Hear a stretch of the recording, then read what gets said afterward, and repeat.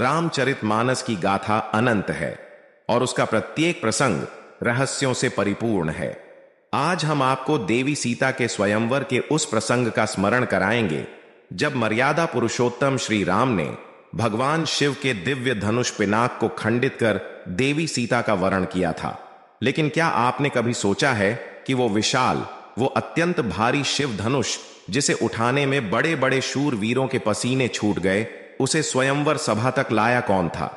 आज हम इसी रहस्य से पर्दा उठाने जा रहे हैं और जानेंगे उस दिव्य धनुष पिनाक की पूरी कहानी, जिसे सुनकर आप भी हैरान रह जाएंगे। तो बने रहे हमारे साथ। दोस्तों, आगे बढ़ते से पहले अगर आप भी भगवान राम के सच्चे भक्त हैं तो कमेंट बॉक्स में जय श्री राम जरूर लिखें और हमारे चैनल को सब्सक्राइब जरूर करें। वाल्मीकि रामायण के बाल कांड में सीता स्वयंवर का विस्तार से वर्णन मिलता है। यह कोई साधारण धनुष नहीं था। कहते हैं कि यह उस काल का ब्रह्मास्त्र था। स्वयं सृष्टिकर्ता ब्रह्मा जी के आदेश पर देव शिल्पी विश्वकर्मा द्वारा 2 शक्तिशाली धनुष का निर्माण किया गया था, जिसमें से एक धनुष, जिसका नाम पिनाक था, उसे देवों के देव महादेव भगवान शिव को दिया गया और दूसरा धनुष, जिसका नाम शारंग था, उसे सृष्टि के पालनहार श्री हरि भगवान विष्णु को दिया गया। शिव धनुष पिनाक राजा जनक को उनके वंशजों से प्राप्त हुआ था। स्वयं देवताओं द्वारा राजा जनक के वंशजों को शिव धनुष पिनाक दिया गया था और देवताओं को यह धनुष स्वयं भगवान भोलेनाथ ने दिया था। एक बार बचपन में खेलते हुए माता सीता ने अनजाने में उस मेज को एक हाथ से उठा दिया जिस पर यह शिव धनुष पिनाक रखा था। जिस धनुष को उठाने के लिए बड़े बड़े सुरमा के पसीने छूट जाते थे, उस धनुष को माता सीता ने बाल्यकाल में एक हाथ से ही उठा दिया।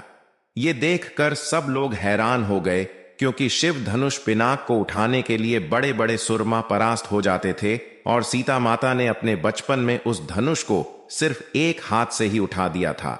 जब मिथिला नरेश महाराज जनक ने यह सब देखा तो उन्होंने घोषणा कर दी कि सीता से उसी का विवाह होगा जो भगवान शिव के इस धनुष पिनाक को उठाकर इसकी प्रत्यंचा को चढ़ा देगा।